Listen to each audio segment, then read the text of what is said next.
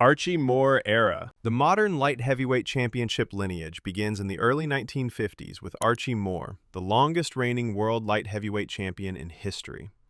Although he had been one of the division's best fighters for years, Moore did not receive a true world title opportunity until late in his career, after spending more than a decade as a top contender avoided by champions. He finally won the title on December 17, 1952, defeating Joey Maxim by 15-round unanimous decision at the Arena in St. Louis, Missouri. Moore was 39 years old at the time, making him one of the oldest men ever to win the light heavyweight championship. His record was already in the neighborhood of 180 wins, with more than 20 losses and 10 draws, reflecting an unusually long and active career, even by mid-century standards. Once champion, Moore held the title for nearly a decade and made numerous successful defenses, facing contenders across the United States and abroad, rather than a single, recurring, mandatory rival. His ring style relied on a cross-arm defense, counterpunching, and attritional bodywork, often conceding early rounds before wearing opponents down late. He mixed defenses with heavyweight campaigns, meeting both light heavyweight challengers and much larger opponents, while still recognized as the 175-pound champion. One of the clearest examples of Moore's resilience came against Yvon Durelle in December 1958 at the Forum in Montreal. Moore was knocked down 3 times in the first round and again in the 5th by the hard-punching Canadian challenger, but survived, rallied, and dropped Durelle 4 times before stopping him in the 11th round. The bout remains one of the most remarkable early deficit recoveries in light heavyweight title history. Harold Johnson served as one of Moore's biggest rivals during this period. Johnson defeated Moore several times in non-title bouts, but Moore won their championship meetings. While reigning at light heavyweight, Moore also pursued the heavyweight crown. His most famous attempt came against Rocky Marciano on September 21, 1955, at Yankee Stadium, where Moore scored a second-round knockdown before Marciano recovered to halt him in the 9th. Bob Foster era. Bob Foster seized control of the light heavyweight title on May 24, 1968, by knocking out Dick Tiger in the 4th round at Madison Square Garden in New York City. Tiger entered as the reigning WBA and WBC champion and one of the era's most durable fighters, but Foster's long reach, timing, and left-hand power produced a clean knockout that ended Tiger's reign and established Foster as the new champion. From the start of his reign, Foster's title bouts tended to follow a consistent pattern of range management followed by abrupt knockouts. Across 14 successful light heavyweight title defenses between 1968 and 1974, he recorded 10 knockouts and often finished opponents before the championship rounds. His jab set distance and forced challengers to reset, opening lanes for his left hook and straight right hand. Pressure fighters who tried to rush him often had to walk through clean counters to close the gap. While dominant at 175 pounds, Foster repeatedly moved up to test himself at heavyweight. He was stopped by Joe Frazier in 1970 and later by Muhammad Ali in 1972. Defeats that underscored the physical gap between elite heavyweights and even a great light heavyweight champion. Back at light heavyweight, however, Foster remained the division's central figure, defending against a rotating cast of contenders. Foster's reign ended in 1974 after a controversial draw with Jorge Ahumada. On June 17, 1974, in Albuquerque, New Mexico, Foster and Ahumada went 15 rounds, with the judges scoring the fight even and Foster retaining his title. Unsatisfied with his performance and nearing the end of his career, Foster relinquished the light heavyweight championship, stepping away from the division without losing the belt in the ring. Michael Spinks era. Michael Spinks became light heavyweight champion on July 18, 1981, when he defeated Eddie Mustafa Muhammad by 15-round unanimous decision in Las Vegas to win the WBA title, scoring a knockdown in the 12th round. Spinks unified the division against Dwight Muhammad Qawi, then still often billed as Dwight Braxton, on March 18, 1983, at the Atlantic City Convention Center. In a 15-round bout billed as a clash for the undisputed light heavyweight championship, Spinks outboxed Qawi behind a jab and long-range work, winning a unanimous decision to add the WBC title to his WBA belt, and become the first undisputed light heavyweight champion since Bob Foster. As undisputed champion, Spinks put together a perfect title fight record in the division, officially standing at 11-0, 8 knockouts, in light heavyweight world title bouts. His defenses included wins over former and future champions such as Marvin Johnson and Eddie Davis, as well as mandatory challengers like Vonzell Johnson and Jim McDonald. Spinks' style blended height, reach, and a sharp right hand, nicknamed the Spinks Jinx, with a disciplined jab and cautious footwork. He could box conservatively over the distance, as he did against Qawi, or apply more pressure and power punching when opponents faded, as seen in his later defenses where he scored late knockdowns. By 1985, Spinks had effectively cleaned out the division, having defended the unified title against a series of leading contenders without a decisive rival emerging. Late in 1985, he vacated the light heavyweight championship to move fully into the heavyweight division, relinquishing his 175-pound titles outside the ring. Late 1980s era. After Michael Spinks vacated the light heavyweight title in 1985, the division entered a period without a single long-reigning undisputed champion, with several fighters holding portions of the crown at different times. Donny Lalonde captured the vacant WBC light heavyweight title in Port of Spain, Trinidad and Tobago on November 27, 1987, by stopping Eddie Davis in the second round. Lalonde's reign at 175 pounds was short-lived. On November 7, 1988, at Caesars Palace in Las Vegas, Sugar Ray Leonard halted Lalonde in the 9th round to win the WBC light heavyweight title. Virgil Hill emerged as the primary WBA light heavyweight champion of the period, winning the title from Leslie Stewart on September 5, 1987, via 4th-round technical knockout at Trump Plaza in Atlantic City. Hill went on to defend the WBA belt repeatedly, most often by decision, against a series of contenders, giving the division a steady champ at 175 pounds through the late 1980s and early 1990s. Roy Jones Jr. era. Roy Jones Jr. moved into the light heavyweight division in 1996 after championship runs at middleweight and super middleweight, bringing elite speed and reflexes up to 175 pounds. On November 22, 1996, at the Ice Palace in Tampa, Florida, he defeated Mike McCallum by wide unanimous decision over 12 rounds to win the interim WBC light heavyweight title, later being elevated to full champion when the previous title holder vacated. McCallum, a 40-year-old multi-division former champion, pressed steadily, but was largely kept at long range while Jones controlled distance and tempo. Jones first lost and then regained the WBC belt in a turbulent series with Montel Griffin in 1997. In their first meeting on March 21, 1997, at the Trump Taj Mahal in Atlantic City, Griffin outboxed Jones in spots and then won the title by 9th-round disqualification when Jones hit him while he was on one knee, handing Jones his first professional defeat. A rematch followed quickly on August 7, 1997, at Foxwoods in Connecticut, where Jones erased the controversy by knocking Griffin out in the first round to regain the WBC light heavyweight championship. Jones unified major portions of the division the following year. On April 25, 1998, at the Mississippi Coast Coliseum in Biloxi, Mississippi, he faced long-reigning WBA champion Virgil Hill and ended the bout in the 4th round with a single left hook to the body, breaking one of Hill's ribs and adding the WBA title to his WBC belt. The knockout reinforced Jones's reputation as a fighter who could dominate with speed and reflexes while still delivering sudden, spectacular finishes. Across his light heavyweight run from the late 1990s into the early 2000s, Jones compiled multiple defenses.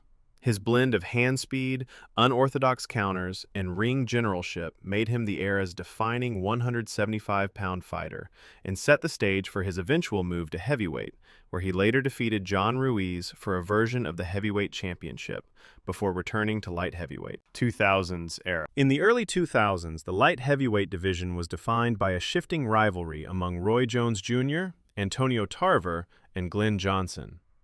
Tarver first challenged Jones on November 8, 2003, at Mandalay Bay in Las Vegas, where Jones, coming back down from heavyweight, won a majority decision in a 12-round tactical fight that many observers scored closer than the official tallies of 114 to 114, 116 to 112, and 117 to 111. The rematch took place on May 15, 2004 at the MGM Grand in Las Vegas. Early in the second round, Tarver slipped the Jones advance and counted with a short left hand that dropped Jones heavily. Jones failed to beat the count, giving Tarver a knockout victory and the unified light heavyweight championship. Glenn Johnson then altered the picture by upsetting Jones and later facing Tarver. On September 25, 2004, in Memphis, Tennessee, Johnson knocked out Roy Jones Jr. in the 9th round to retain the IBF light heavyweight title, handing Jones a second straight stoppage defeat. Johnson met Tarver on December 18, 2004 at Staples Center in Los Angeles and won a 12-round split decision without a knockdown. Chad Dawson won his first world light heavyweight title on February 3, 2007 when he defeated Tomas Adamek by wide unanimous decision at the Silver Spurs Arena in Florida, capturing the WBC belt. Dawson, a southpaw with quick hands and good size for the division, used movement and volume punching to outbox Adamek over 12 rounds and establish himself as a new force at 175 pounds. Jean-Pascal later broke Dawson's unbeaten run and took a share of the championship. On August 14, 2010, at the Bell Center in Montreal, Pascal retained the WBC light heavyweight title by unanimous technical decision when their fight was stopped in the 11th round due to a cut over Dawson's eye caused by an accidental clash of heads, with Pascal ahead on all three scorecards at the time. Bernard Hopkins added a historic layer to the era by reclaiming a major light heavyweight belt in his late 40s. On March 9, 2013, at Barclays Center in Brooklyn, Hopkins outboxed unbeaten Tavoris Cloud over 12 rounds to win a unanimous decision and capture the IBF light heavyweight title, becoming, at 48 years old, the oldest boxer ever to win a recognized world championship. He later unified the IBF and WBA titles by defeating Babut Shumanov on April 19, 2014, extending his run as a top-level champion. Sergey Kovalev era. Sergey Kovalev won the WBO light heavyweight title on August 17, 2013, stopping undefeated Nathan Cleverly in the 4th round at the Motorpoint Arena in Cardiff, Wales. Cleverly, 26-0 and fighting in his home country, was dropped twice in the 3rd round and then finished early in the 4th under heavy pressure, handing Kovalev his first world championship. Kovalev defended the WBO belt aggressively in his next 2 outings. On December 14, 2013, in Quebec City, he dropped Ismail Silak multiple times and secured a 2nd-round technical knockout. 3 months later, on March 29, 2014, in Atlantic City, Kovalev scored 3 knockdowns against Cedric Agnew, including a final body shot knockout in the 7th round, and retained his title by clean stoppage. A unification bout followed on November 8, 2014, at Boardwalk Hall in Atlantic City against Bernard Hopkins, who entered holding the IBF and WBA light heavyweight titles. Kovalev knocked Hopkins down in the 1st round and dominated over 12 rounds to win a unanimous decision with scores of 120 to 107, 116 to 111, and 115 to 112, becoming the unified WBA, IBF, and WBO champion. Jean-Pascal challenged Kovalev in Montreal on March 14, 2015, for the unified titles. The fight went 8 rounds before Kovalev scored a knockdown in the 3rd and broke Pascal down for a technical knockout stoppage, with Pascal unable to continue under pressure. Their rematch on January 30, 2016, at the Bell Center saw a similar outcome. Kovalev overwhelmed Pascal with power punching over 7 rounds until Pascal's corner threw in the towel between rounds, ending Pascal's status as a top contender. Later in 2016, Kovalev defended the unified belts against Isaac Chilemba, outboxing the durable challenger for a 12-round unanimous decision. His next outing placed all major titles on the line in a unification against Andre Ward. Andre Ward era. Andre Ward entered the light heavyweight division in 2016 after a dominant super middleweight career, skipping tune-ups and challenging directly for unification against Sergey Kovalev. On November 19, 2016, at T-Mobile Arena in Las Vegas, Kovalev entered as the unified WBA, IBF, and WBO champion, holding all the division's major belts. Kovalev scored a 2nd-round knockdown with a straight right hand as Ward advanced, taking an early lead on the scorecards. Ward recovered and shifted the fight to mid-range and inside exchanges, using short punches and clinches to slow Kovalev's jab-led pressure while landing in bursts. All three judges scored the 12-round bout 114 to 113 for Ward, a narrow, unanimous decision that handed Kovalev his first professional loss. The rematch took place on June 17, 2017, at Mandalay Bay in Las Vegas. Ward adjusted by pressing forward more aggressively, working Kovalev's body with short hooks and uppercuts during extended clinches and along the ropes, while Kovalev threw fewer straight shots at full extension. In the 8th round, referee Tony Weeks stopped the fight after Ward landed a flurry of inside punches, capped by a right hand to Kovalev's chin. Kovalev protested low blows, but none were ruled fouls, awarding Ward a technical knockout. Ward held the unified light heavyweight titles without additional defenses following the rematch. On September 21, 2017, he announced his retirement from boxing, vacating the WBA, IBF, and WBO belts rather than losing them in the ring. Bivol Beterbiev era. By the late 2000s, Artur Beterbiev and Dmitry Bivol were both reigning light heavyweight champions under different sanctioning bodies, with no undisputed champion until they finally met years later. Beterbiev entered the championship picture first.